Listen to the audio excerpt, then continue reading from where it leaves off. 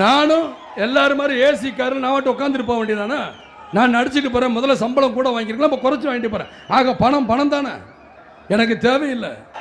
அந்த வருமானத்திலேயே நான் வீடு விற்று தான் நான் வந்து இந்த மாநாடு நடத்துகிறேனே தவிர மீதி நேரம் என்னை மிரட்டணும்னா நான் வேட்டியை மடித்து கட்டிக்கிட்டு இறங்குவேங்கிறது அவங்களுக்கு தெரியாது. என்னைக்கும் எதற்கும் பயந்தவன் இல்லை. 6லும் சாவு 100லும் சாவு. எனக்கு வந்து ஒன்றும் கிடையாது. நான் ஆகட்டும் உங்கள் வீட்டுக்கு வந்தால் ஒரு டம்ளரில் கஞ்சி வாங்கி குடிச்சிட்டு டக்குன்னு போய்கிட்டே இருப்பேன். நான் எனக்கு பெரிய வசதியாக படுக்கையில் படுக்கணும் போகணும் அப்படிங்கிறலாம் எண்ணம்லாம் எனக்கு கிடையாது. நான் இப்போ தரையில் படுக்க சொன்னால் வாடு நல்லா படுத்து தூங்குவேன். ஏன்னா ஏன் அப்படி ஒரு தூக்கம் வருது தெரியுமா? இங்கே ஒன்றும் கிடையாது.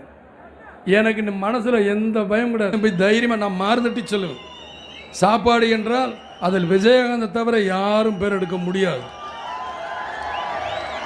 ஏன்னா போட்டு பேர் எடுக்கணுங்கிறது